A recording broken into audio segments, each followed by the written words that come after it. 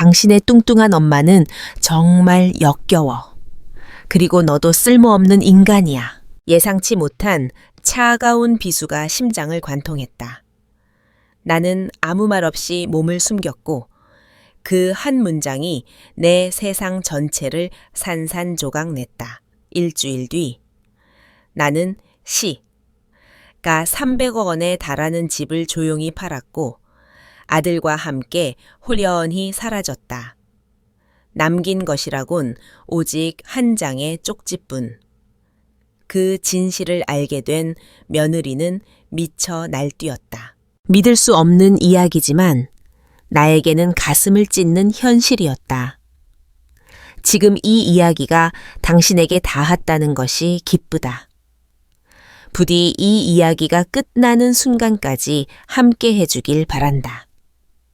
나는 서둘러 익숙한 강남의 고급 빌라 현관문을 열었다. 자선 행사가 취소되어 일찍 돌아온 나는 아들과 조용히 함께 시간을 보낼 수 있으리라 생각했다. 휠체어에 앉은 내 아들 지훈이와 나란히 앉아 예시이야기를 나누거나 영화를 보는 것만으로도 충분히 행복할 것 같았다. 하지만 현관의 차가운 대리석 바닥에 발을 내딛는 순간 불길한 예감이 가슴을 짓눌렀다. 텅 빈 거실, 그림자 하나 보이지 않았다. 나는 천천히 발걸음을 멈추고 거실에서 들려오는 목소리에 귀를 기울였다. 날카롭고 분노에 가득 찬 목소리는 분명 내 며느리 이서하였다. 나는 들고 있던 가방끈을 움켜쥐고 그 자리에 얼어붙었다. 당신의 뚱뚱한 엄마는 정말 역겨워. 그리고 너도 쓸모없는 인간이야. 숨이 턱 막혔다. 그 한마디는 무거운 돌덩이가 되어 내 가슴을 짓눌렀고 나는 한 발짝도 움직일 수 없었다. 문틈으로 엿본 거실에는 구찌 로고가 박힌 고급 드레스를 입은 이서하가 팔짱을 낀 채 서 있었다. 그녀의 눈은 차갑게 빛났고 그 어떤 연민도 찾아볼 수 없었다. 그녀가 내뱉는 한마디 한마디는 날카로운 칼날이 되어 내 아들과 나를 난도질했다. 지훈이는 휠체어에 앉아 고개를 푹 숙이고 있었다. 손은 휠체어 손잡이를 꽉 쥐고 있었고 손가락 마디는 하얗게 변해 있었다. 어깨가 미세하게 떨리고 있었지만 그는 아무 말도 하지 않았다. 자신을 변호하지도 않았고 고개를 들지도 않았다. 가슴이 무너져 내리는 듯했다. 한때 나의 자랑이었던 그 아이가 이제는 사랑한다고 말하는 여자에게 모욕을 견디며 고통받는 그림자에 불과했다. 나는 뛰쳐나가 소리치고 싶었지만 발은 바닥에 단단히 붙어 있었다.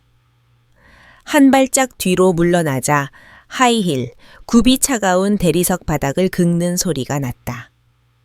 이서하는 화들짝 놀라 문 쪽을 바라보았지만 나는 이미 벽 뒤에 몸을 숨긴 뒤였다. 심장이 터질 듯이 격렬하게 뛰었다. 이서하는 나를 보지 못하고 값비싼 핸드백과 차 열쇠를 챙겨 뒷문으로 나갔다. 그녀의 구두 소리가 차가운 박동처럼 거실에 울려 퍼졌고 무거운 침묵만이 남았다. 나는 그늘 속에 서서 세상이 무너지는 것을 느꼈다. 나는 평생을 바쳐 이 집을 지었고 지훈이에게 좋은 삶을 선물하기 위해 피땀 흘려 일했다. 그런데 내가 딸처럼 아끼던 며느리가 가장 잔인한 말로 나를 조롱했다. 나는 심호흡을 하며 마음을 가다듬고 거실로 들어갔다. 지훈이는 눈물을 닦으며 아무렇지 않은 척 엄마, 일찍 오셨네요. 눈에 먼지가 좀 들어갔어요. 라고 말했다. 나는 아들이 숨기려는 아픔을 보았고 내 영혼이 찢어지는 것만 같았다. 왜 이서하가 그에게 그렇게 말하도록 내버려 두었는지 묻고 싶었지만 지훈이가 절대 말해주지 않으리라는 것을 알았다. 그는 늘 그래왔다. 내가 걱정하지 않도록 아픔을 감추는 것이 익숙했다. 나는 조용히 그의 어깨에 손을 얹고 서류를 좀 정리하러 올라갈게. 좀 쉬고 있어. 라고 말했다. 내 목소리는 침착했지만 내 안에는 통제할 수 없는 분노가 폭풍처럼 몰아쳤다. 무거운 발걸음으로 계단을 오르며 방에 들어섰고 문을 닫고 의자에 털썩 주저앉았다. 창밖을 바라보자 시리 끊어진 연이 하늘에 떠서 점점 멀어지고 있었다. 그것은 내게 가족이 평생을 의지할 수 있는 안식처라고 믿었던 시절을 떠올리게 했다. 1년 전만 해도 이 강남의 고급 빌라는 내가 자랑스럽게 우리 집이라고 부르던 곳이었다. 이 집은 단순한 건물이 아니라 내 평생의 땀과 눈물의 결과였다. 나는 이른 새벽부터 늦은 밤까지 일하고 배신을 견뎌내고 회계 장부를 껴안고 밤을 새우며 아들이 겪었던 고생을 다시 겪지 않게 하기 위해 모든 것을 바쳤다. 그러나 지금 와서 생각하니 이 모든 노력이 물거품처럼 느껴졌다. 그때 지훈이는 내 삶의 빛이었다.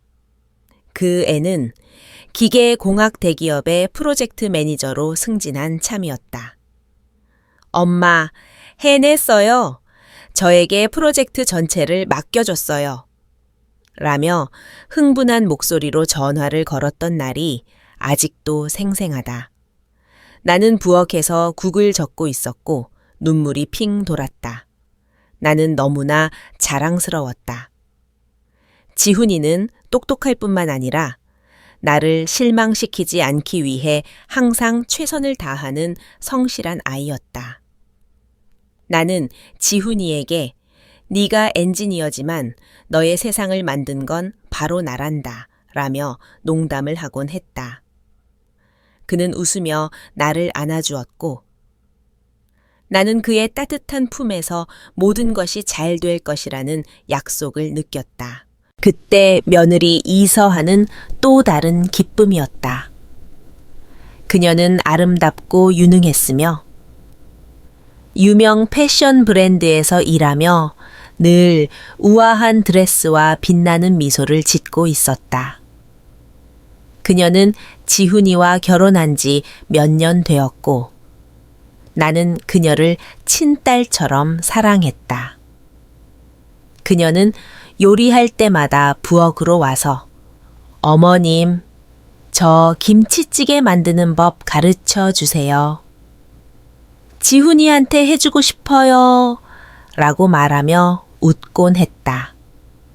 나는 활기 넘치는 그녀를 보며 지훈이가 운 좋게 좋은 사람과 결혼했다고 생각했다. 서하야, 너는 우리 가족의 축복이야. 라고 말하면 그녀는 그저 환하게 웃으며 나를 안아주었고 나는 그녀의 진심이라고 믿었다. 그러다 운명의 그날이 찾아왔다. 지훈이는 교통사고로 2다리를 잃었다. 병원에서 걸려온 당장 오셔야 합니다. 아드님이 위독합니다. 라는 차가운 의사의 목소리가 아직도 귓가에 맴돈다. 나는 손을 떨며 핸드폰을 떨어뜨렸고 가슴이 옥죄는 듯한 고통 속에서 차로 달려갔다. 병원에 도착해 침대에 누워있는 지훈이를 보았을 때 나는 무너져 내렸다. 그는 눈을 떴지만 그의 눈빛은 텅 비어 있었다. 마치 그의 세상 전체가 무너진 것 같았다. 엄마, 다리에 감각이 없어요. 라고 속삭이는 아들의 손을 잡고 나는 눈물을 참으며 엄마가 여기 있어, 아들아. 널 혼자 두지 않을 거야. 라고 말했다. 그 후로 끝없는 나날이 이어졌다. 지훈이는 더 이상 예전에 활기 넘치던 젊은이가 아니었다. 그는 말없이 창밖만 바라보며 휠체어에 앉아 있었다. 나는 아들이 내면에서 서서히 꺼져가는 것을 보았고, 그것은 그의 다리가 없는 것보다 더 큰 고통이었다. 나는 지훈이를 돕기 위해 의사와 물리치료사를 찾아다니며 아들아, 네가 노력하는 한 엄마가 예전처럼 살 수 있도록 모든 걸 다 해줄게 라고 말했다. 하지만 그는 멍한 눈빛으로 고개만 끄덕일 뿐이었다. 이서하는 처음에는 큰 힘이 되어 주었다. 그녀는 지훈이의 곁을 지키며 물리치료에 함께 가고 힘든 운동을 할 때도 참을성 있게 옆에 앉아 있었다. 그녀가 지훈이의 땀을 닦아주고 그가 힘들게 옛날 이야기를 반복해서 할 때도 묵묵히 들어주는 모습을 보며 나는 그녀가 진심으로 내 아들을 사랑한다고 믿었다. 나는 그녀가 지훈이의 손을 잡고 여보, 무슨 일이 있어도 항상 내가 여기 있을게 라고 말하는 것을 문 뒤에서 들었고 마음이 따뜻해지는 것을 느꼈다. 이서하가 함께 있는 한 지훈이가 다시 일어설 수 있다고 생각했다. 사고 한 달 후쯤 이서하가 초음파 사진을 들고 환한 얼굴로 거실로 들어왔다. 어머님, 좋은 소식이 있어요. 라며 종이를 건넸다. 나는 작은 아기의 모습을 보았고 심장이 터질 것만 같았다. 정말 임신했니? 라고 떨리는 목소리로 묻자 그녀는 웃으며 고개를 끄덕였다. 네, 어머님. 아기가 찾아왔어요. 나는 눈물을 흘리며 그녀를 안았다. 지훈이는 사고 이후 처음으로 미소를 지었고 나는 이것이 우리 가족에게 새로운 희망이 될 것이라고 생각했다. 아기의 웃음소리가 이 집을 가득 채우고 지훈이를 어둠에서 꺼내줄 것이라 상상했다.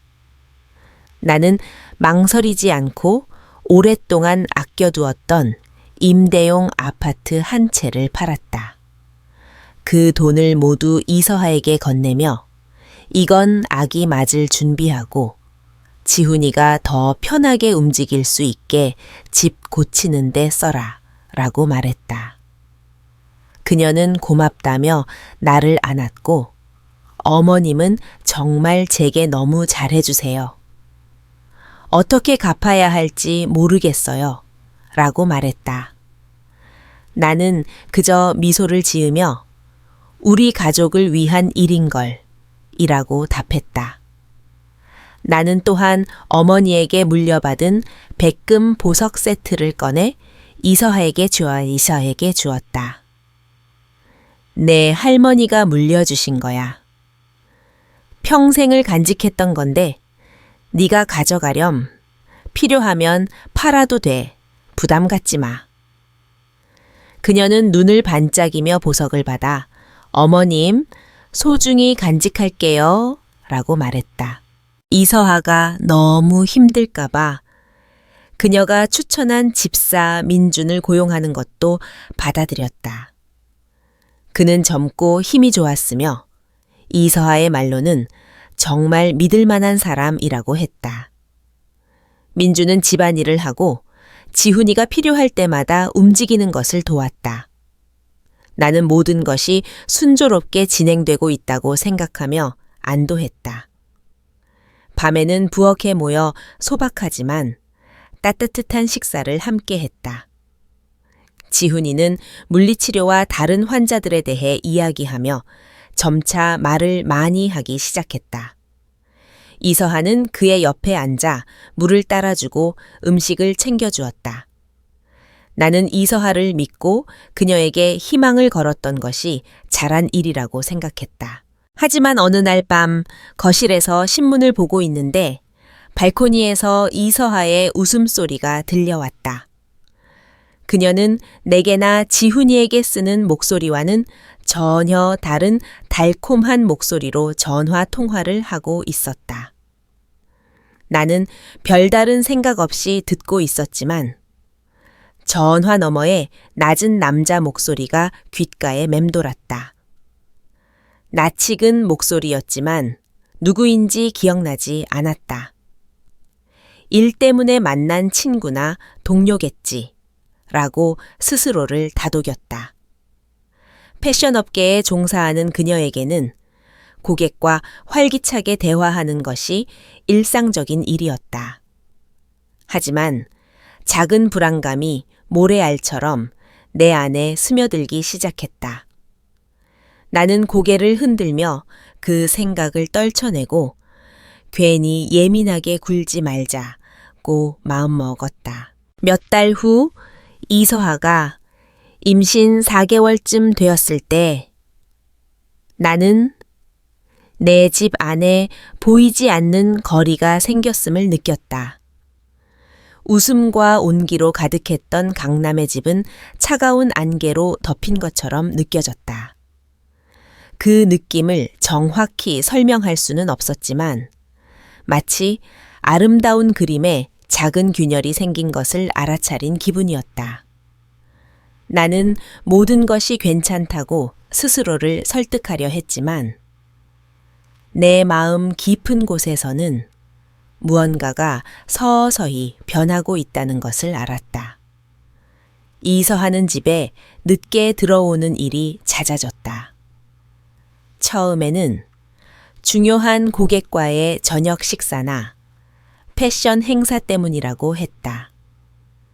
어머님, 제 직업이 원래 그래요. 사람들을 만나고 관계를 맺어야 하거든요. 그녀는 여전히 빛나지만 조금은 어색한 미소를 지으며 말했다. 나는 고개를 끄덕이며 임신 중인데 너무 무리하지 마라 라고 말했다. 그녀는 걱정 마세요. 제가 알아서 잘할게요 라며 손을 흔들었다. 하지만 지훈이와 나, 이서하가 함께 저녁을 먹는 일이 점점 줄어들었다. 내가 지훈이가 가장 좋아하는 잡채와 찜닭, 심지어는 순두부찌개까지 차려놓고 기다려도 지훈이와 나 둘이서만 덩그러니 앉아 밥을 먹는 밤이 많아졌다. 이서하는 어머님, 저 오늘 바빠요. 두 분이 먼저 드세요. 라고 문자를 보내곤 했다. 나는 말없이 밥을 뜨는 지훈이를 보며 가슴이 무거워지는 것을 느꼈다. 나는 작은 변화들을 알아차리기 시작했다.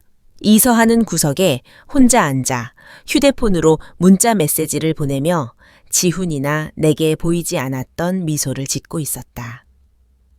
내가 누구랑 그렇게 즐겁게 얘기하니? 라고 다가가면 그녀는 약간의 짜증을 내며 황급히 화면을 껐다. 직장 동료랑 얘기했어요? 어머님? 그녀는 부드럽지만 조금은 서두르는 목소리로 답했다. 나는 그녀의 휴대폰을 숨기는 모습, 그리고 마치 내가 사생활을 침해했다는 듯이 나를 바라보는 눈빛에 불안해졌다. 나는 그녀가 혼자만의 공간이 필요하거나 임신으로 인해 더 예민해졌다고 스스로를 다독였다. 하지만 그 느낌은 신발 속 모래알처럼 계속 거슬리고 나를 괴롭혔다. 동시에 이서하가 추천한 집사 민준이 집에 머무는 시간도 길어졌다. 처음에는 지훈이가 휠체어에서 침대로 이동하는 것을 돕고 우리 둘 다 처리하기 힘든 일들을 도와주기에 자연스럽다고 생각했다. 하지만 그는 점점 늦게까지 머물렀고 심지어는 이서하 사모님께서 지훈 도련님이 필요하실 때를 대비해 거실에서 자라고 하셨습니다. 라는 핑계를 대며 자고 가기도 했다. 나는 그의 배려에 고개를 끄덕였지만 알 수 없는 불편함이 느껴졌다. 한 번은 그들이 부엌에서 웃으며 대화하는 것을 보았는데 내가 들어가자마자 사적인 순간을 방해받았다는 듯이 즉시 떨어졌다. 이서하는 어색하게 웃으며 어머님, 민준 씨랑 지훈이 도련님이 편하게 드나들 수 있게 현관을 고치는 것에 대해 이야기하고 있었어요. 라고 말했다. 하지만 그녀가 그의 팔을 살짝 만지는 모습과 그가 나를 피하는 눈빛에서 나는 무언가 잘못되었다는 것을 느꼈다. 나는 조용하지만 단호하게 그 문제를 언급하기로 결심했다. 어느 날 오후 이서하와 단둘이 있을 때였다. 아가, 민준 씨랑 너무 가까워 보여. 아무래도 그는 우리 집에서 일하는 사람이니까 거리를 좀 두는 게 좋겠어. 이서하는 약간 짜증난 듯 미간을 찌푸렸다. 어머님, 너무 예민하게 구시는 것 같아요. 그냥 얘기한 것 뿐이에요. 나는 논쟁을 피하기 위해 조용히 있었지만 그녀의 말은 내 자존심에 가볍게 따귀를 때리는 것 같았다. 나는 그녀를 항상 딸처럼 대했고 그녀를 믿었다. 그런데 이제 나는 내 집에서 소외되는 기분이었다. 이서하가 지훈이와 함께 병원에 가는 횟수도 줄어들었다. 전에는 그녀가 항상 휠체어를 밀어주고 그의 손을 잡고 의사 앞에서 웃곤 했다. 이제는 어머님, 오늘 바빠서요. 민준 씨가 데려다 주세요. 라고 말하는 일이 잦아졌다. 나는 지훈이의 치료가 중요하다는 것을 알기에 반대하지 않았지만 민준이 휠체어를 미는 모습을 볼 때마다 가슴에 날카로운 통증을 느꼈다. 예전에는 이서하가 항상 지훈이 곁에서 고통스러워할 때마다 땀을 닦아주었는데 이제는 아들을 낯선 사람에게 맡기는 것만 같았다. 나는 이웃들의 소문을 듣기 시작했다. 옆집 아주머니가 나를 따로 불러 서윤 씨 괜히 하는 말은 아닌데 이서하 씨를 좀 잘 보세요.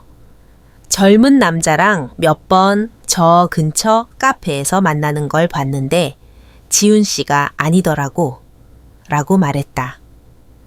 나는 어색하게 웃으며 착각하셨을 거예요. 서 하는 일 때문에 바빠서 동료일 거예요. 라고 답했다. 하지만 집으로 돌아오는 내내 옆집 아주머니의 말이 머릿속에서 떠나지 않았다. 나는 이웃들이 수다 떨기 좋아하는 사람들이라고 생각하며 그 말을 떨쳐내려 했지만 내 안의 모래알은 이미 더 커져서 더 강하게 긁고 있었다. 어느 날 밤 지훈이가 열이 났다. 걱정된 나는 이서하에게 전화했지만 그녀의 전화는 계속 통화 중이었다. 나는 지훈이 옆에 앉아 젖은 수건으로 그의 이마를 닦아주며 불안해했다. 자정이 다 되어서야 이서하가 집에 들어왔는데 그녀에게는 평소와 다른 낯선 향수 냄새가 났다. 밤늦게 어디 갔다 오니? 나는 침착함을 유지하며 물었다. 그녀는 고객들과 파티가 길어졌어요. 라고 조용히 대답했다.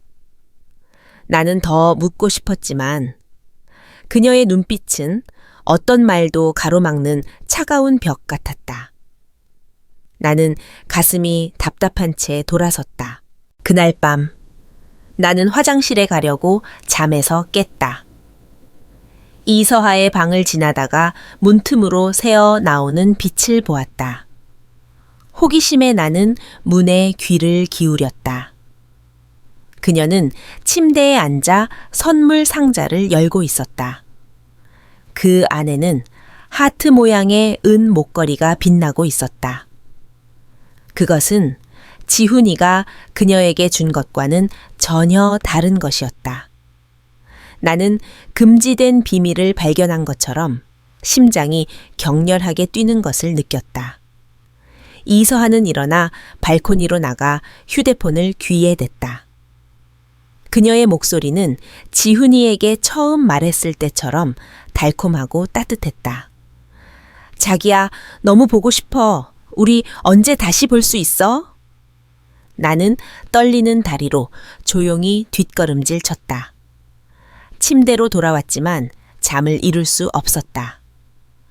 모든 조각들이 맞춰지기 시작했고 그 그림이 내 피를 얼어붙게 했다. 그 운명의 날 오후, 이서하의 상처 주는 말이 날카로운 칼처럼 내 심장을 꿰뚫은 후 나는 더 이상 고통을 조용히 삼키는 엄마가 아니었다. 내 안에는 휴화산처럼 잠들어 있던 분노가 폭발할 준비를 하고 있었다. 나는 사랑한다고 말하는 여자의 경멸 속에서 내 아들이 계속 살도록 내버려 둘 수 없었다. 나는 나를 괴롭혔던 의심의 진실을 알아내야 했다. 며칠 후 나는 지훈이의 보험 서류를 찾는다는 핑계로 그와 이서하의 방에 들어갔다. 지훈아, 엄마가 내 의료 서류를 좀 확인해야 해서 방에 들어가 볼게. 그는 아무것도 의심하지 않고 피곤한 듯 고개를 끄덕였다. 방에 들어서자 공기마저 차갑게 느껴졌다. 이서하가 서류를 보관하던 서랍을 열었다. 손가락이 떨렸지만 들킬까봐 두려워서가 아니라 불길한 예감 때문이었다. 나는 병원 로고가 찍힌 하얀 봉투를 보았다. 그것을 열자 초음파 사진과 산전 검사 기록이 들어 있었다. 나는 심장이 격렬하게 뛰는 것을 느끼며 기록을 훑어보았다. 그러다 임신 날짜에서 멈췄다. 나는 몇 번이고 다시 읽었다. 이서하가 임신을 발표했던 한 달 전, 지훈이는 이미 사고로 인해 거동이 불편해져 있었다. 그는 아기의 아버지가 될 수 없었다.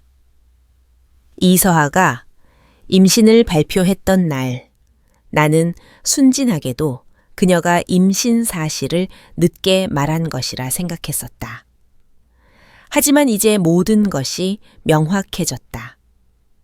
그 아이는 내 아들의 아이가 아니었다. 나는 봉투를 껴안은 채 침대 끝에 털썩 주저앉았다. 온 세상이 무너지는 것 같았다. 아이의 웃음소리가 집을 가득 채울 것을 상상하며 행복의 눈물을 흘렸고 아파트를 팔아 그녀에게 돈을 주었으며 어머니의 보석까지 선물했는데 이 모든 것이 가식이었다. 나는 이서하뿐만 아니라 내 자신의 순진함에 배신감을 느꼈다.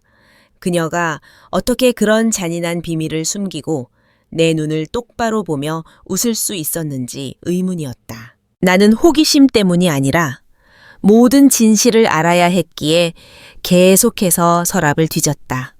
낡은 옷더미 아래에서 이서하의 오래된 휴대폰을 발견했다.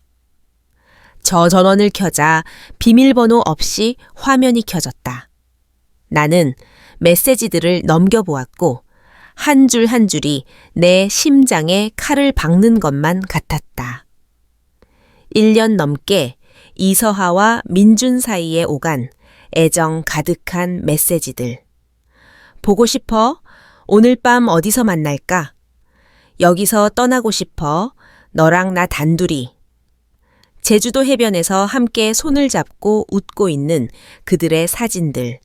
그리고 민준의 메시지 하나가 나를 얼어붙게 했다. 집만 팔면 돼. 그럼 우린 영원히 여기서 떠나는 거야. 손이 떨렸고 휴대폰을 놓칠 뻔했다. 나는 모든 것을 조심스럽게 원래 자리에 돌려놓고 아무렇지 않은 척 방을 나섰다. 이서하는 집에 없었고 지훈이는 거실에서 창밖을 바라보고 있었다. 나는 그를 지나치며 미소를 지었다. 아들아, 서류 찾았어. 좀 쉬고 있어. 하지만 내 속은 갈기갈기 찢어졌다. 내가 땀 흘려 일궈낸 이 집은 이서하와 민준의 계획 목표였던 것이다.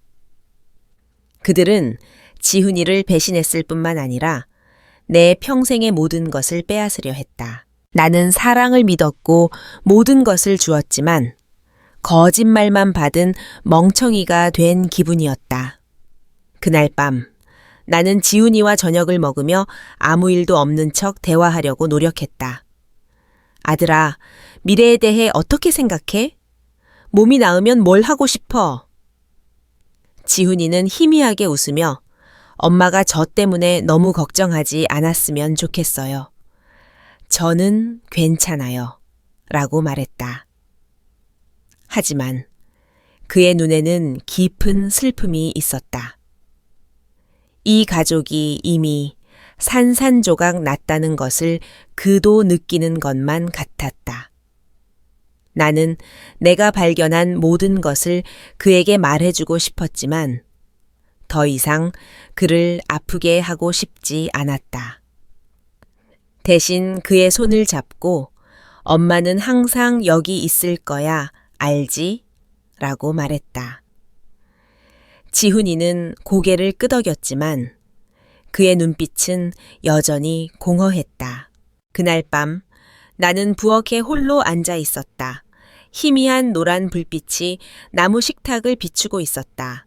차가운 커피 한 잔을 들고 허공을 응시했다. 배신감과 함께 차가운 결의가 느껴졌다. 이서하와 민준이 더 이상 우리를 이용하게 내버려 둘 수 없었다. 지훈이를 거짓으로 가득 찬 집에서 살게 할 수 없었다. 나는 아들을 위해 밤잠을 설쳤던 지난 세월, 내 꿈을 포기하고 이 집을 지었던 날들을 떠올렸다. 나는 그 모든 것을 그들이 가져가도록 내버려 두지 않으리라. 나는 휴대폰을 들고 돌아가신 남편의 오랜 친구이자 변호사인 김민철에게 전화를 걸었다. 민철 오빠, 주말에 부산에서 뵙고 싶어요. 중요한 일이에요. 그는 몇 가지 질문을 했지만 나는 만나서 이야기할게요. 서류 준비해 주세요. 라고만 답했다. 전화를 끊자 나는 이미 돌아올 수 없는 강을 건넜다는 것을 느꼈다. 더 이상 망설일 틈은 없었다. 다음 날 아침, 동이 트기 전에 일어났다. 거울 앞에 서서 나를 바라보았다. 내 눈은 더 이상 고통을 삼키기만 하는 엄마의 눈빛이 아니었다. 내 안에는 차갑고 단호한 무언가가 있었다. 마치 아들과 내 것을 지키기 위해 싸울 준비가 된 또 다른 나를 발견한 것 같았다. 나는 단순한 셔츠를 입고 머리를 단정하게 묶은 뒤 부산으로 향하는 버스에 올랐다. 버스는 긴 길을 따라 흔들렸지만 내 마음속에는 피로가 들어설 틈이 없었다. 나는 지훈이의 슬픈 눈, 이서하의 모욕, 그리고 그들과 민준의 문자 메시지를 떠올렸다. 그 생각들은 칼처럼 나를 찔렀지만 나는 무너지지 않았다. 대신 그 고통을 나의 의지를 단련하는 도구로 사용했다. 부산의 김민철 변호사 사무실에 도착하자 그는 따뜻하게 나를 안아주었다. 서윤아, 오랜만이다. 무슨 일인데 이렇게 급하게 왔어? 그는 단호한 목소리로 물었다. 나는 자리에 앉아 심호흡을 한 뒤 모든 것을 털어놓았다. 이서하의 말, 아기가 지훈이의 아이가 아니라는 사실, 그리고 그녀와 민준이 우리 집을 차지하려는 계획까지 나는 차가운 목소리로 말했다. 민철 오빠, 모든 재산을 제 이름으로 옮겨주세요. 강남에 있는 집도요. 단 한 푼도 그들이 만지게 하지 않을 거예요. 김민철 변호사는 미간을 찌푸렸지만 더 이상 묻지 않았다. 그는 빠르게 메모를 하더니 재산을 보호하고 싶다는 거군요. 알겠습니다.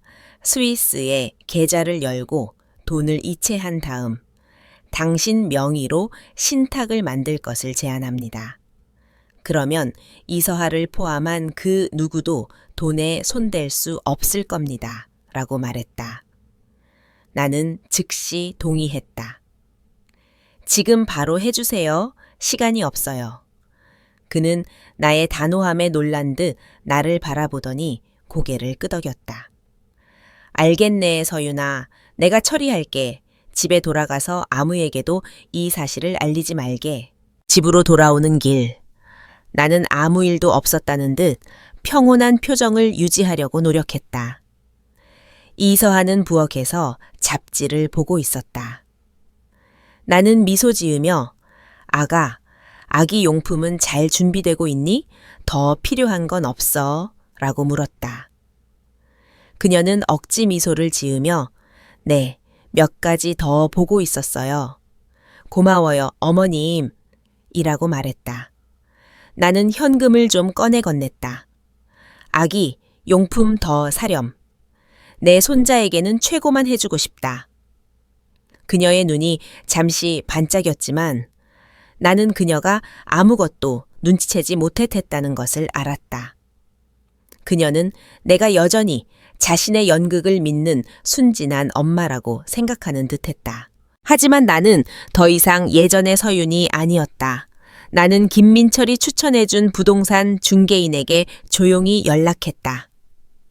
강남에 있는 집을 가능한 한 빨리 팔고 싶어요. 하지만 절대 비밀로 해주세요. 가족에게도 말하면 안 돼요. 중년의 여성인 중개인은 네, 사모님. 알겠습니다. 모든 것을 비밀에 붙이겠습니다. 라고 말했다. 나는 안도했지만 동시에 아픔도 느꼈다. 이 집은 내 삶이자 내 평생의 노력이었다. 하지만 지훈이를 보호하려면 이 집을 떠나야 한다는 것을 알았다. 서류 처리가 끝나는 것을 기다리며 나는 지훈이의 짐을 싸기 시작했다. 그의 옷까지, 개인 소지품, 그리고 그가 좋아했던 낡은 기타를 챙겼다. 아들아, 바닷가에 있는 아는 사람 집에서 며칠 쉬다 오자. 기분 전환도 하고 괜찮겠니? 지훈이는 놀란 듯 나를 보더니 희미하게 웃었다. 좋아요, 엄마. 저도 좀 나가고 싶었어요. 옆에 있던 이서하가 우리를 지켜보고 있었고 여행 이야기를 듣자 구석에서 청소하고 있던 민준과 눈빛을 교환했다.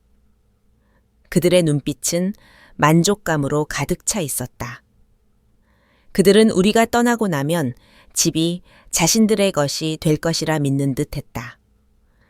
나는 못 본 척 돌아섰지만 내 속은 부글부글 끓고 있었다. 밤이 되어 온 집안이 잠들었을 때 나는 서재에 앉아 모든 서류를 검토했다. 컴퓨터에서 거래 기록을 모두 삭제하며 흔적을 남기지 않으려 노력했다. 마치 전쟁을 준비하는 사람처럼 사소한 부분까지 꼼꼼하게 확인했다. 자정이 다 된 어느 날 밤, 현관 앞에 차가 멈추는 소리가 들렸다. 나는 커튼 뒤에 숨어 내다보았다. 이서하와 민준이 그의 차에서 내리고 있었다. 그들은 웃고 있었고 이서하의 목소리가 들려왔다. 자기야, 이제 며칠만 더 기다리면 모든 게 끝날 거야. 민주는 그녀의 손을 잡고 무언가를 속삭였고 둘은 함께 크게 웃었다. 나는 어둠 속에 서서 심장이 옥죄는 듯한 고통을 느꼈지만 나 자신을 약하게 만들지 않았다. 그들은 자신들이 이겼다고 생각하겠지만 내가 누군지 모를 거야 라고 스스로에게 말했다. 일주일 후 부엌에 앉아 있는데 김민철 변호사에게 전화가 걸려왔다. 서윤 씨 집 매매 계약이 완료되었네. 48시간 안에 돈이 계좌로 들어갈 거야. 모든 준비는 끝났지? 나는 심호흡을 하고 네, 고마워요 라고 답했다. 전화를 끊고 창밖을 바라보았다. 태양이 마당의 야자수를 비추고 있었다. 여전히 아팠지만 새로운 자유를 느끼기 시작했다. 내 삶과 지훈이의 삶을 다시 통제하게 된 것이다. 나는 더 이상 희생하고 참기만 하는 엄마가 아니었다.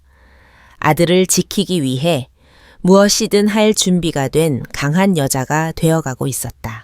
돈이 계좌에 들어온 그날 아침, 나는 해가 뜨기 전에 일어났다. 희미한 빛이 창문을 통해 방의 나무 바닥을 비추고 있었다. 이제 더 이상 집이라고 느껴지지 않는 곳이었다. 거울 앞에 서서 나 자신을 바라보았다. 55세의 백발 성성한 여인이었지만 눈에는 예전의 체념 대신 새로운 불꽃이 타오르고 있었다. 나는 깊은 숨을 들이마셨고 차가운 평온함이 내 혈관을 타고 흘렀다. 그날 지훈이와 나는 거짓을 뒤로하고 한때 내 삶이었던 집을 뒤로한 채 사라질 것이었다. 나는 아무도 눈치채지 못하도록 조심스럽게 필요한 현금을 은행에서 인출했다. 나머지 돈은 김민철 변호사의 조언에 따라 스바비스의 안전한 계좌로 이체되었다. 모든 준비가 끝났다. 나는 지훈이의 방에 들어갔고 그는 평온하지만 슬픔의 그림자가 드리운 얼굴로 잠들어 있었다. 나는 그의 어깨를 부드럽게 흔들며 지훈아, 일어나렴. 며칠 동안 바닷가에 가서 기분 전환 좀 하자라고 속삭였다. 그는 아직 잠이 덜 깬 채 고개를 끄덕였다. 좋아요, 엄마. 저도 좀 나가고 싶었어요. 내 안에는 감춰진 파도가 일렁겼지만 나는 미소를 지었다. 나는 더 이상 아무 말도 하지 않았고 그가 준비하는 것을 도왔다.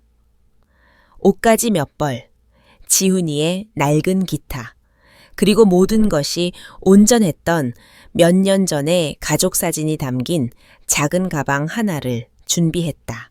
나는 믿을 만한 지인인 박진우 기사를 통해 SUV를 빌렸다. 사모님, 정말 다른 건 안 물어봐도 되겠습니까? 그는 진심 어린 눈빛으로 물었고 나는 고개를 끄덕였다. 네, 진우 씨. 그냥 우리를 데려다 주세요. 가장 친한 친구에게도 말하면 안 돼요. 그는 더 이상 묻지 않고 고개를 끄덕였다. 나는 지훈이가 차에 오르는 것을 도왔고 휠체어를 트렁크에 실은 뒤 마지막으로 집을 바라보았다. 무거운 철문, 하얀 벽, 정성껏 가꾸었던 정원. 이 모든 것이 이제는 그저 기억에 불과했다. 나는 뒤돌아보지 않았다. 떠나기 전 나는 거실 식탁 위에 하얀 봉투 하나를 올려놓았다. 안에는 전날 밤 직접 쓴 쪽지가 있었다. 네가 진정 어떤 사람인지 보여줘서 고맙다. 이제부터 내 아들과 나는 너와 아무 관계도 없을 것이다. 나는 그 글을 쓰기 전에 오랫동안 생각했다. 이서하에게 내가 모든 것을 보았고 모든 것을 알고 있다는 것을 알려주고 싶었지만 그녀에게 더 이상 말을 낭비하고 싶지 않았다. 봉투 안에는 지훈이가 며칠 전 서명한 이혼 서류 사본도 들어 있었다. 나는 며칠 전 지훈이와 앉아 모든 진실을 털어놓았다. 아기에 대한 것, 이서하와 민준의 메시지까지. 지훈이는 한참을 말없이 있다가 엄마 다 끝내고 싶어요 라고 말했다. 그는 떨리는 손으로 서류에 서명했다. 그의 눈에는 고통이 있었지만 동시에 안도감도 엿보였다. 우리는 이서하가 아무것도 눈치채지 못하게 이 비밀을 지켰다. SUV는 강남을 떠나 바닷가 마을인 강릉을 향해 달렸다. 나는 인터넷으로 이미 지훈이가 편하게 움직일 수 있도록 모든 것이 갖춰진 작은 집을 빌려두었다.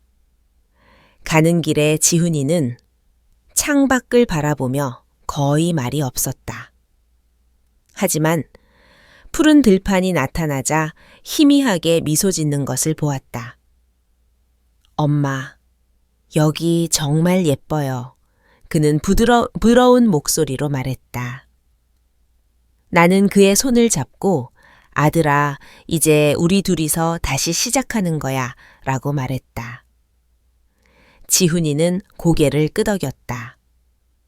마치 우리가 함께 새로운 삶의 문을 열고 있는 것 같았다. 강릉에 도착하자마자 나는 이서하와 민준의 번호를 차단하고 낡은 휴대폰을 끈 뒤 새 유심칩을 샀다. 모든 연락을 끊고 과거를 지워버리고 싶었다. 집은 바다와 가까웠고 밝은 파란색으로 칠해진 벽과 바다가 보이는 발코니가 있는 작지만 아늑한 곳이었다. 나는 그곳에 서서 짠 바닷바람을 느꼈다. 이상하게도 마음이 평온했다. 모든 고통과 분노는 파도에 씻겨 내려가는 듯 했다. 나는 더 이상 이서하의 모욕에 상처받은 여인이 아니었다. 나는 다시 태어나 내 삶을 되찾고 있었다. 그날 오후 나는 휴대폰으로 강남 집의 CCTV를 확인했다. 이서하가 허둥지둥 집으로 들어와 모든 것이 텅 빈 것을 보고 얼어붙는 모습을 보았다. 가구도 없었고 나와 지훈이의 흔적도 없었다. 식탁 위에 하얀 봉투 하나만 놓여 있었다. 그녀는 그것을 열고 쪽지를 읽었고 얼굴이 창백해지는 것을 보았다. 그녀는 휴대폰을 들고 계속 전화를 걸었지만 물론 어떤 번호도 연결되지 않았다. 그녀는 소리를 지르며 민준을 불렀다. 그가 도착하자 둘은 거실에서 격렬하게 다투었다. 그녀가 다 알아버렸어. 이제 어떡해? 이서하는 절망적으로 소리쳤다. 나는 화면을 껐다. 그들은 더 이상 나의 문제가 아니었다. 나는 새로운 집 발코니로 나섰다. 바람이 내 머리카락을 헝클었지만 나는 자유로웠다. 지난 세월, 희생, 그리고 지훈이를 위해 눈물을 삼켰던 날들을 떠올렸다. 나는 영원히 고통을 참아내는 엄마일 줄 알았지만 이제는 그 어느 때보다 강해졌음을 느꼈다. 안에서 지훈이가 나를 불렀다. 엄마, 이리 와서 봐요. 바다가 정말 예뻐요. 나는 몸을 돌려 휠체어에 앉아 미소 짓고 있는 지훈이를 보았다. 그 단순한 미소가 나에게 필요한 빛이었다. 나는 그에게 다가가 옆에 앉아 함께 바다를 바라보았다. 아들아, 우린 이제 괜찮아질 거야. 나는 단호한 목소리로 말했다. 지훈이는 내 손을 잡고 알아요, 엄마, 라고 대답했다. 강릉에서의 첫날 아침, 나는 해가 바다를 황금빛으로 물들이는 시간에 일어났다. 창문을 통해 들려오는 잔잔한 파도 소리는 마치 새로운 세상의 인사처럼 느껴졌다. 이서하의 모욕도 내 영혼을 짓눌렀던 거짓말도 없는 세상이었다. 나는 휠체어에 앉아 창밖을 바라보는 지훈이를 보았다. 그는 평소보다 훨씬 평온한 표정이었다. 아들아, 산책하러 갈까? 나는 부드럽게 물었다. 지훈이는 고개를 끄덕이며 네, 엄마. 바다 냄새 맡은 지 정말 오래됐어요. 라고 답했다. 나는 그의 휠체어를 해변으로 밀었다. 짠 공기와 따뜻한 햇살이 우리에게 스며들었다. 지훈이는 깊게 숨을 들이마시며 엄마, 여기서 정말 평화를 느껴요. 라고 말했다. 내 마음은 빛으로 가득 찼고 작지만 강력한 희망을 느꼈다. 강릉은 파도와 바람으로 우리에게 새로운 장을 열어주고 있었다. 나는 조용히 앉아 날들을 보내고 싶지 않았다. 지루함을 덜기 위해서뿐만 아니라 내가 아직도 가치 있는 존재라는 것을, 살아갈 힘이 남아있다는 것을 느끼고 싶었다. 어느 날 아침, 동네 복지회관 앞을 지나다 클리닉 자원봉사자 모집이라는 작은 간판을 보았다. 망설이지 않고 호기심과 열정을 가지고 안으로 들어갔다. 그곳에서 나는 친절한 미소와 열정적인 눈빛을 가진 중년의 의사 박선우를 만났다. 그는 내게 악수를 청하며 서윤 사모님, 이사 오셨다고 들었습니다. 도움이 필요하신 분이 많으니 꼭 함께 해주셨으면 좋겠어요 라고 말했다. 나는 제가 큰 도움은 못 될지 모르지만 노력해 볼게요 라고 답했다.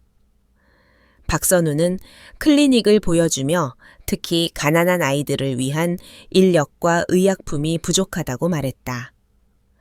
그의 목소리는 따뜻했지만 나는 그의 걱정을 느낄 수 있었다. 매일 약과 보살핌이 필요한 아이들을 보지만 자원이 부족합니다. 그의 말은 내 마음을 울렸다. 내가 많은 것을 잃었지만 아직 다른 사람들에게 줄 수 있는 것이 있다는 것을 깨달았다. 어느 날 오후 나는 지훈이의 정기 검진을 위해 클리닉에 데려갔다. 기다리는 동안 한쪽 구석에 할머니와 함께 앉아있는 8살쯤 되어 보이는 작은 소녀를 보았다. 긴 검은 머리에 크고 동그란 눈을 가졌지만 얼굴은 창백했다. 박선우가 나를 소개했다. 이 아이는 예나예요. 유전성 혈액 질환을 앓고 있어서 계속 관리가 필요합니다. 예나는 지훈이를 보더니 갑자기 환하게 웃으며 아저씨, 그 차 정말 멋져요. 운전도 빨리 하세요? 라고 물었다. 지훈이는 크게 웃었고 강남을 떠난 이후 처음으로 그가 웃는 것을 보았다. 운전은 빨리 하는데 직진만 할 수 있어. 지훈이는 농담으로 대답했다. 예나는 웃으며 할머니의 손을 잡아 끌었다. 할머니, 이 아저씨 정말 웃겨요. 나는 그들이 이야기하는 것을 보았고 따뜻한 무언가가 내 안을 채우는 것을 느꼈다. 어둠에 잠겨 있던 내 아들이 순수한 아이의 말 덕분에 다시 웃음을 찾은 것이다. 예나와 할머니는 점차 우리와 친해졌다. 그들은 밤에 우리 집을 찾아와 직접 만든 붕어빵이나 따뜻한 차를 가져오곤 했다. 서윤 사모님, 저희 집에서 만든 빵이에요. 한번 드셔보세요. 할머니 손맛이 일품이에요. 예나 할머니는 친절하게 웃으며 말했다.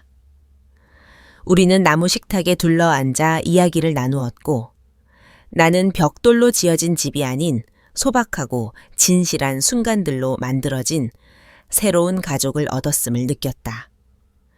지훈이도 점차 마음을 열고 예나에게 자신이 엔지니어였던 시절, 자신이 설계했던 기계에 대해 이야기하기 시작했다. 예나는 눈을 빛내며 그의 이야기를 들었다. 아저씨는 비행기도 만들 수 있어요? 지훈이는 웃으며 비행기는 못 만들지만 아주 흥미로운 것들을 만들었지 라고 말했다.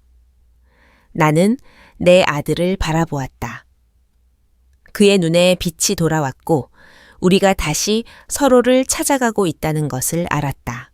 오후에는 지훈이와 옛나가 클리닉 처마 밑에 앉아 있는 것을 보곤 했다. 지훈이는 예나에게 연필 잡는 법과 색을 섞는 법을 가르치며 종이에 배를 그리는 법을 알려주었다. 예나야, 바다에 있는 배랑 똑같지? 그는 칭찬했고 예나는 행복하게 웃었다. 한 번은 지훈이가 기타를 가져와 간단한 코드를 연주했고 예나는 손뼉을 치며 할머니에게 배운 동요를 불렀다. 나는 멀리서 그 둘을 바라보며 내 마음이 치유되기 시작하는 것을 느꼈다. 강남에서의 상처, 이서하의 잔인한 말과 배신은 여전히 남아 있었지만 그것이 전부가 아니었다. 나는 지훈이의 미소와 예나의 순수함에서 작은 기쁨을 찾고 있었다. 해질녘, 나는 박선우 의사와 함께 해변에 앉아 예나가 연을 날리는 것을 보았다. 연은 주황색 하늘에서 실을 흔들고 있었다. 지훈이는 휠체어에 앉아 연을 바라보며 보이지 않는 멜로디에 맞춰 손을 움직였다. 박선우가 내게 돌아서서 말했다. 서윤 씨, 보이시죠? 예나 같은 아이들은 약보다 더 많은 것을 필요로 합니다. 바로 희망이요. 그리고 당신과 지훈 씨 같은 사람들이 필요해요. 그의 말은 나를 깊은 생각에 잠기게 했다.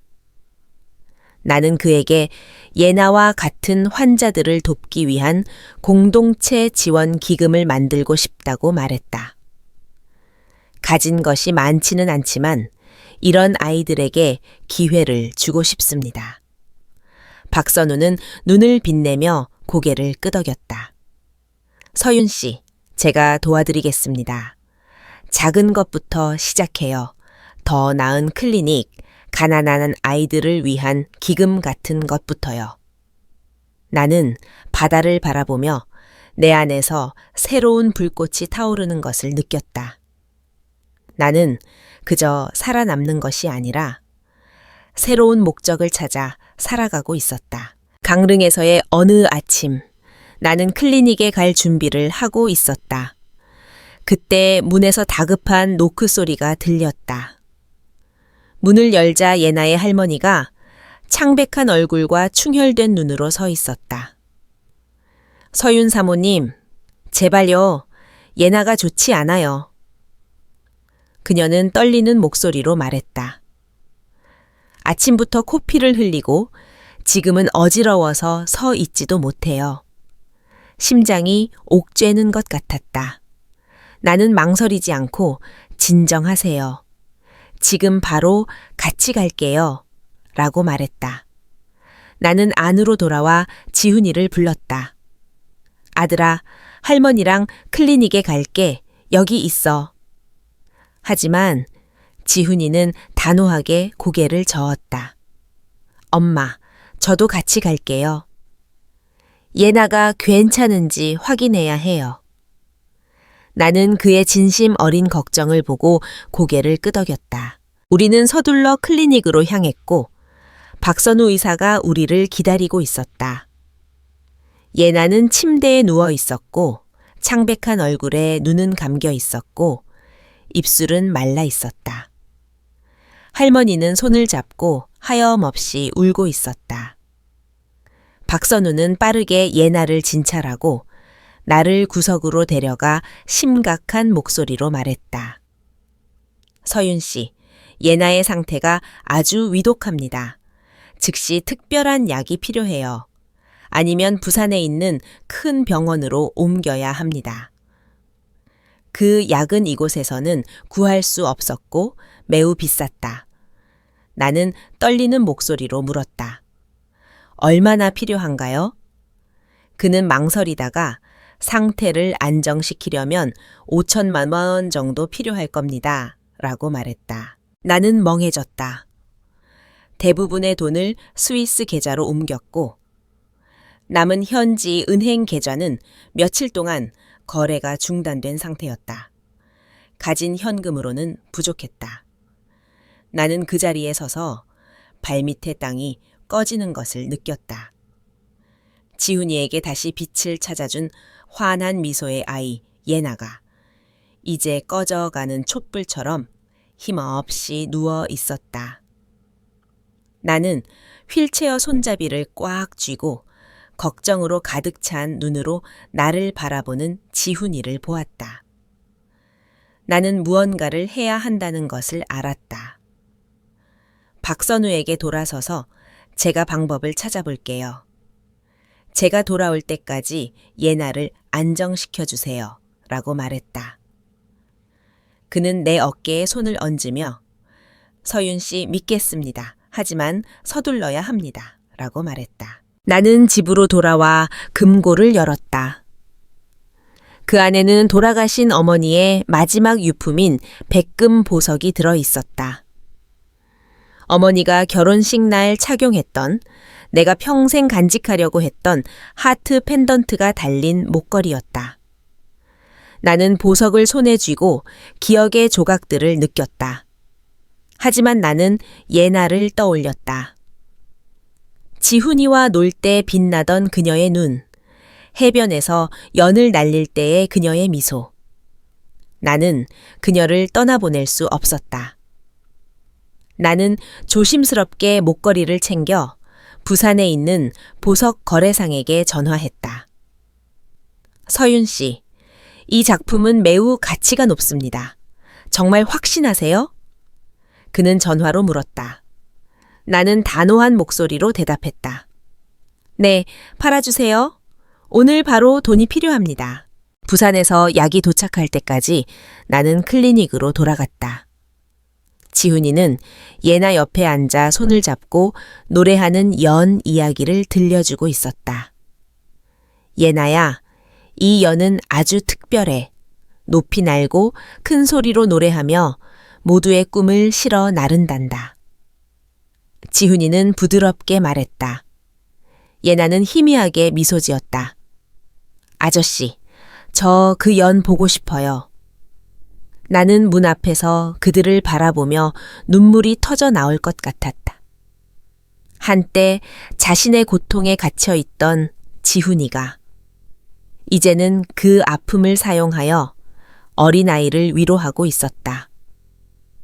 나는 그에게서 그리고 나 자신에게서 새로운 힘을 느꼈다. 나는 더 이상 지훈이만을 위해 싸우는 것이 아니었다.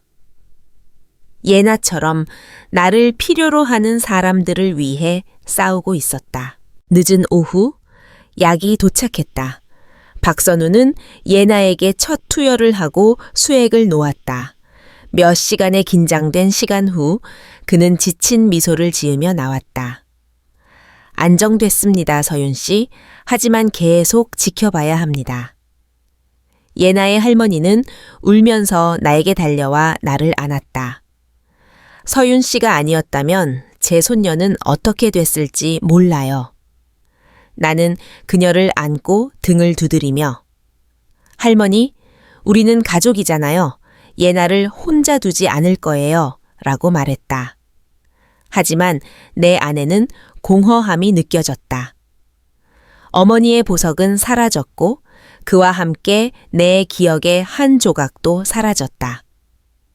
그러나 그 대가로 나는 예나를 살렸고 그것은 그 어떤 기억보다 가치 있는 일이었다. 집으로 돌아오는 길, 나는 지훈이와 박선우에게 빛의 언덕재단을 설립하여 지역사회의 취약계층 아동과 여성들을 돕겠다는 생각을 말했다. 예나 같은 아이가 약 때문에 기다려야 하는 일이 없도록 하고 싶어요. 나는 단호하게 말했다. 지훈이는 눈을 빛내며 엄마, 저도 도울게요. 그림 그리는 법이나 음악을 가르치면서요. 라고 말했다. 박선우는 내 손을 잡으며 고개를 끄덕였다. 서윤 씨, 제가 함께 할게요. 해낼 수 있습니다. 그들의 약속은 내 마음에 남아있던 상처들을 지워주는 시원한 바람 같았다. 그날 밤, 나는 침대에 누워 지난 일을 생각했다. 나는 어머니의 유품을 잃었지만 새로운 빛을 찾았다. 예나의 희미한 미소와 지훈이가 그녀의 손을 잡고 힘을 주던 모습을 떠올렸다. 나는 강릉과 나의 새로운 가족이 된 사람들을 생각했다. 과거의 상처가 여전히 남아 있었지만 내 마음은 희망으로 가득 찼다. 석 달간의 꾸준한 준비 끝에 빛의 언덕 재단이 드디어 강릉에서 문을 열었다. 낡은 창고를 개조한 복지회관 앞에 서서 나는 자부심과 약간의 긴장감으로 가득 찼다. 벽은 짙은 파란색으로 칠해져 있었다. 안에는 작은 진료실, 알록달록한 책으로 가득 찬 도서관, 그리고 나무 그네가 있는 놀이 공간이 있었다. 나는 주변을 둘러보았다. 이웃들, 아이들, 그리고 한때 클리닉에서 치료를 받았던 환자들까지 모두가 이 특별한 날을 축하하기 위해 모여 있었다. 나는 강남의 집을 잃고 이서에 대한 신뢰를 잃었지만 이제는 이 공동체를 위한 더 큰 집을 짓고 있었다. 상처는 여전히 남아 있었지만 내 마음은 새로운 희망으로 빛나고 있었다. 개소식 날, 웃음소리와 음악이 가득했다. 지훈이는 낡은 기타를 들고 아이들 사이에 앉아 민요를 연주했고 아이들은 신나게 박수를 쳤다. 삼촌, 그 노래 또 불러주세요. 한 아이가 소리치자 지훈이는 웃으며 알겠어. 하지만 너희가 나보다 더 크게 노래해야 해 라고 말했다. 나는 멀리서 빛나는 그의 미소를 보며 마음이 따뜻해지는 것을 느꼈다. 빛나는 눈을 가진 작은 예나는 마당 한가운데 서서 직접 쓴 감사시를 낭송했다. 서윤 할머니, 지훈이, 삼촌, 선우 의사 선생님, 우리에게 건강과 기쁨을 주셔서 감사합니다. 그녀는 맑고도 감동적인 목소리로 말했다. 예나의 할머니는 한쪽 구석에서 눈물을 닦고 있었고 나도 눈물을 감추기 위해 고개를 돌려야 했다. 박선우는 재단의 목표를 소개하기 위해 자리에서 일어섰다. 우리는 예나 같은 아이들에게 그리고 도움이 필요한 여성들에게 희망과 기회를 가져다 주고 싶습니다. 그의 말은 깊은 울림을 주었고 내 모든 노력이 결실을 맺기 시작했다는 것을 느꼈다. 지역 언론이 와서 취재를 했고 재단 앞에서 나와 지훈이의 사진을 찍었다. 나는 크게 개의치 않았고 몇 가지 질문에 미소로 답했다. 하지만 며칠 후 작은 집에서 식탁을 정리하고 있는데 휴대폰이 울렸다. 모르는 번호가 화면에 떴다. 나는 미간을 찌푸리며 망설이다 전화를 받았다. 전화기 너머의 목소리가 내 피를 얼어붙게 했다. 어머님, 저 서하예요. 만나야 해요. 중요한 할 말이 있어요. 그녀의 목소리는 다급하고 애원하는 듯 했지만 그 이름만 듣고도 나는 머리끝까지 피가 솟구치는 것을 느꼈다. 모욕, 거짓말이 담긴 메시지들, 모든 것이 파도처럼 밀려왔다. 나는 말없이 전화를 끊었다. 하지만 내 안에는 과거가 조용히 기어들어 오는 듯한 불길한 예감이 들기 시작했다. 그날 밤 나는 뉴스를 보기 위해 TV를 켰다. 뉴스는 대규모 돈 세탁 및 금융 사기 사건이 적발되었으며 불법 의약품 유통 조직과 관련이 있다는 보도를 내보냈다. 화면에는 이서하와 민준의 이름이 조사 대상자 명단에 올랐다. CCTV 영상에 흐릿하게 찍힌 그들의 얼굴이 나왔다. 나는 그곳에 앉아 떨리는 손으로 그들을 보았다. 두려움 때문이 아니라 분노와 안도감이 뒤섞인 감정 때문이었다. 진실이 마침내 밝혀졌지만 나는 기쁘지 않았다. 단지 그녀를 친딸처럼 믿었던 지난 날이 떠오를 뿐이었다. 이틀 후 재단 도서관에서 책을 정리하고 있는데 문 앞에 차가 멈추는 소리가 들렸다.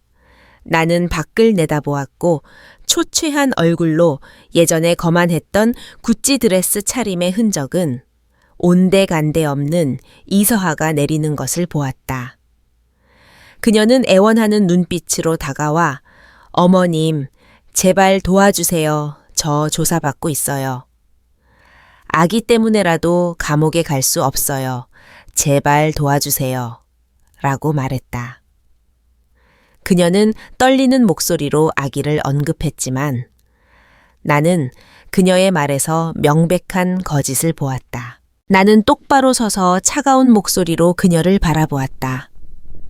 서하야, 내가 아직도 네 말을 믿을 만큼 순진하다고 생각하니? 그 아기는 내 아들의 아이가 아니야. 너와 민준의 메시지, 그리고 내 집을 가로채려던 너희의 계획을 모두 알아.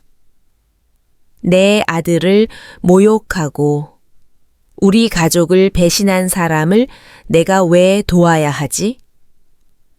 이서하는 얼굴이 하얗게 질렸고 한 발짝 물러서서 소리쳤다. 어머님이 제 인생을 망쳤어요. 돈만 챙기지 않았으면 저는 잘 살았을 거라고요.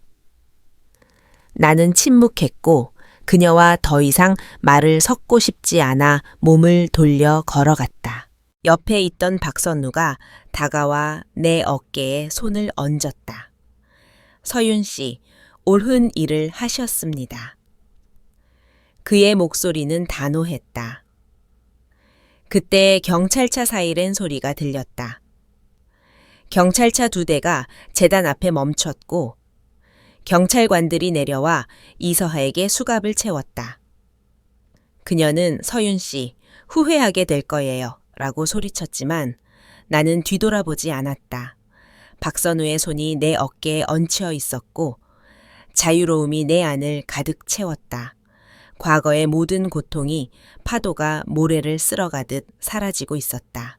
지훈이와 내가 강릉에 온 지 1년이 지났고 빛의 언덕 재단은 이 작은 공동체의 심장이 되었다. 낡은 창고였던 이곳은 이제 항상 붐비는 클리닉, 책이 가득한 도서관, 그리고 아이들의 웃음소리가 울려 퍼지는 놀이공간이 있는 활기 넘치는 곳이 되었다. 박선우 의사와 내가 막연한 생각과 약간의 돈만 가지고 시작했던 첫날이 아직도 생생하다. 이제 우리는 여성들을 위한 봉제, 제과제빵, 컴퓨터 교육 강좌를 추가했고 장애인들을 위한 재활 치료실도 마련했다. 매일 아침 재단에 들어서면 빛나는 얼굴들과 감사하는 눈빛을 본다. 그것은 강남에서 결코 느껴보지 못한 감정이었다. 진정으로 내가 속한 곳이라는 느낌. 내 아들 지훈이는 그만의 빛을 찾았다.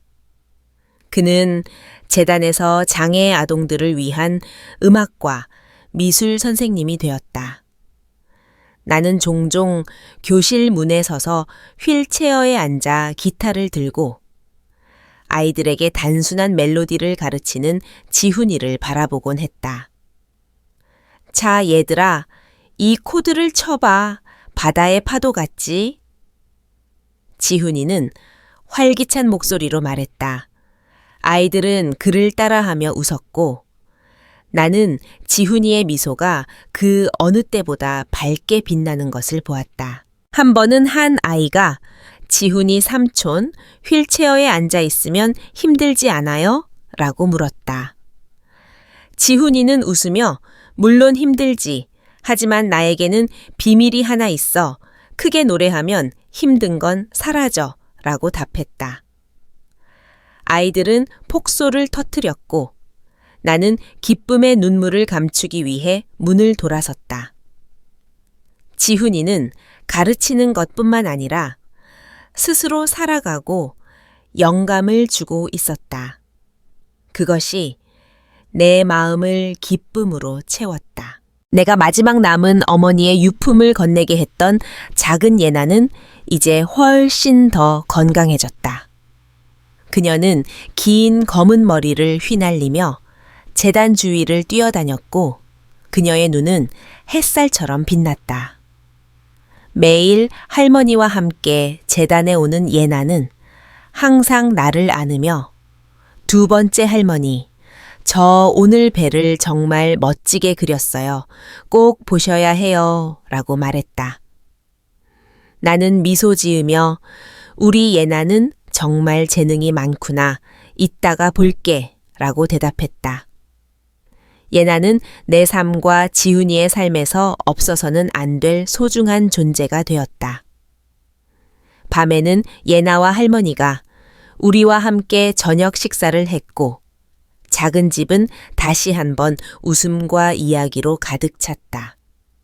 마치 진정한 가족처럼. 그녀를 보며 나는 강남의 어두웠던 날들을 떠올렸지만 스스로에게 되뇌었다. 그 모든 고통이 나를 이곳, 새로운 집으로 데려왔구나. 나는 내 모든 재산과 신탁 기금을 빛의 언덕 재단으로 이전하기로 결정했다. 나에게는 아무것도 남겨두지 않았다. 그것은 내가 필요하지 않아서가 아니라 내가 가진 모든 것을 다른 사람들에게 희망을 주기 위해 사용하고 싶었기 때문이었다. 마지막 서류에 서명하며 나는 박선우에게 강남의 집은 잃었지만 예나 같은 사람들을 도울 기회는 잃고 싶지 않아요. 라고 말했다.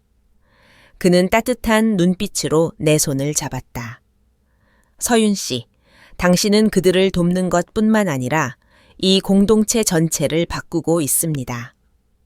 그의 말은 과거에 깨진 조각들을 쓸어버리는 시원한 바람 같았다. 어느 날 오후 지훈이와 나는 바다 앞에 앉아 있었다. 하얘질 역히 바다 위를 황금빛으로 물들이고 있었다.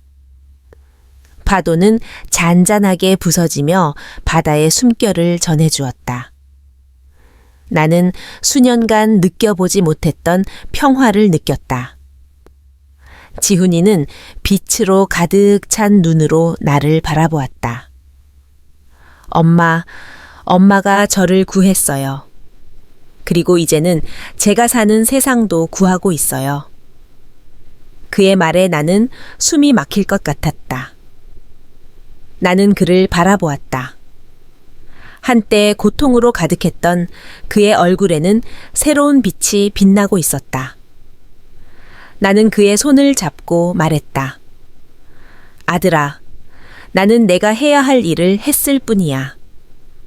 하지만 네가 있었기에 나는 포기하지 않았어.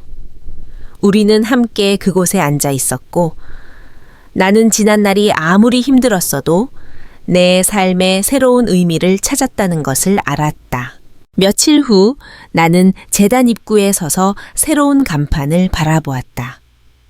그 위에는 여자가 두려움을 멈추는 순간 세상은 바뀐다 라고 새겨져 있었다. 그것은 제단을 찾는 사람들에게 보내는 메시지일 뿐만 아니라 나 자신에게 보내는 메시지이기도 했다. 나는 강남에서의 날들, 이서하의 모욕, 그리고 고통 속에서 밤을 지새웠던 날들을 떠올렸다. 하지만 이제 바다 앞에 서서 황금빛 햇살을 받으며 나는 더 이상 그 여자가 아니었다. 나는 어둠을 뚫고 빛을 찾은 서윤, 한 엄마이자 여인이었다. 파도 소리는 계속해서 새로운 삶의 노래를 들려주었다. 나는 미소 지으며 평화가 내 안을 가득 채우는 것을 느꼈다. 이제 나는 앞으로 다가올 빛나는 날들을 위해 살아갈 것이다.